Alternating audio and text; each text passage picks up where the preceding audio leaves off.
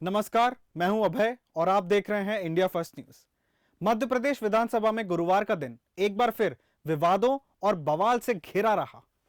विपक्ष ने जहां सरकार पर रेत माफिया को संरक्षण देने का आरोप लगाते हुए जमकर हंगामा और बहिर्गमन किया, वहीं विधायक कुणाल चौधरी के सवाल को कथित तौर पर स्किट कहने को लेकर भी आरोप प्रत्यारोप का दौर चलता रहा। बात में जो 5वें नंबर का सवाल था, उस समय सदन के अंदर हमने वॉकआउट करते हुए और स्पष्ट रूप से हमारे नाम से पहले वापस आए। सदन में एक प्रतीकात्मक रूप से वॉकआउट होता, उस वॉकआउट को करके ना तो कोई नाम पुकारा गया, ना बीच में किसी का नाम आया और सीधे स्किप करने का मामला। और स्पष्ट है कि जब आसंदी ने मुझे प्रश्न पूछने का अधिकार दिया तो आसंदी से बड़े मंत्रियों को गुमान हो चुका है कि वो आसंदी से बड़े हो चुके हैं और आसंदी के निर्देश पे खड़े होने के बावजूद जिस प्रकार से रोकने की कोशिश करी, मुझे लगता है आसंदी के ऊपर मंत्रियों का आचरण कहीं ना कहीं एक अलोक व्यवहार का है और निंदनीय है कि आसंदी को डराने की कोशिश करी गई। देखिए, हमारी सरकार पूरी तरह से हर माफिया के खिलाफ सख्त कार्रवाई कर रही है, चाहे वो खनन माफिया हो, चाहे भू माफिया हो, चाहे ड्रग माफिया हो। और हमारी सरकार ने लगातार कार्रवाई की है और उसकी परिणति आपने देखा होगा कि बहुत जगह हमारे उन अमलों के पर भी कार्रवाई हुई जो कि अवैध उत्खनन के खिलाफ गए थे और अवैध उत्खनन के माफिया ने उन पर अटैक किया। ये इस बात को स्थापित करता है कि हमारी सरकार अवैध उत्खनन के खिलाफ कटिबद्ध है और हम किसी भी तरह मध्य प्रदेश में माफियागिरी नहीं चलने देंगे। जी,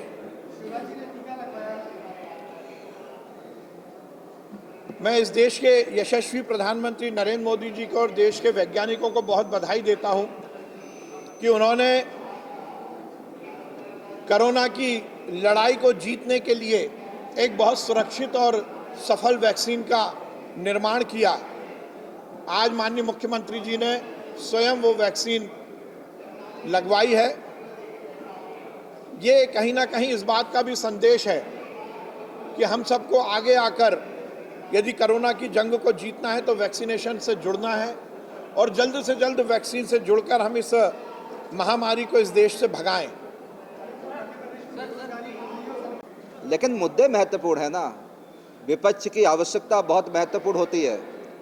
जनता जनार्दन के मूल विषयों को लेकर आना, इस सदन में उठाना, और हम तैयार हैं कार्रवाई करने के लिए।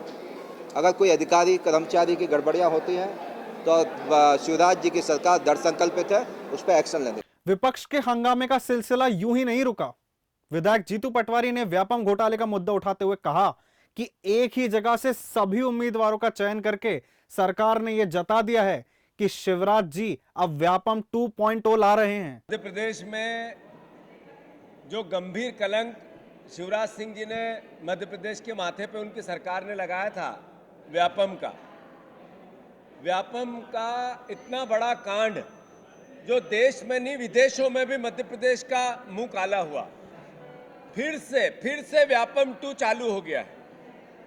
आज आप देखो कि 10 छात्रों की एक जैसी व्यापम के माध्यम से एक जैसे नंबर आए। ये अपने आप में बताता है कि फिर से शिवराज जी आए हैं और व्यापम को दोहराए हैं।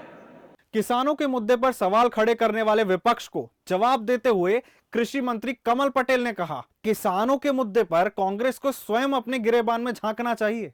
हमने किसानों को बड़ी राहत देने का पूरा प्रबंध कर लिया है।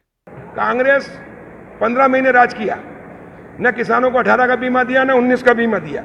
लेकिन माननीय मुख्यमंत्री जी के 23 मार्च को शपथ लेते से 29 मार्च को उन्होंने 2200 करोड़ जमा किया प्रीमियम का, जिससे किसानों को 2990 करोड़ बीमा मिला।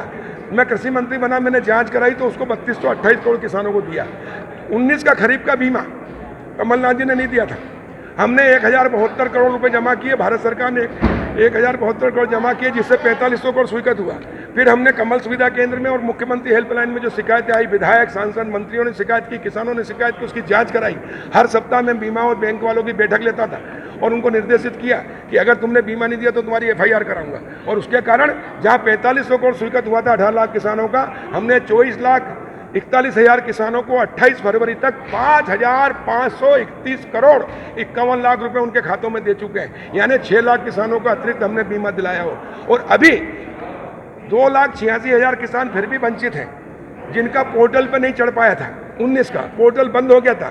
मैंने भारत सरकार के कृषि मंत्री जी से बात की, मैंने भारत सरकार के अधिकारियों से बात की, बीमा कंपनी के चेयरमैन से बात की और बैठक लेके मैंने कहा कि बीमा कंपनी की गलती है तो बीमा कंपनी और तो बैंक की गलती तो बैंक वालों पे FIR कराएंगे। Bureau report, India first news.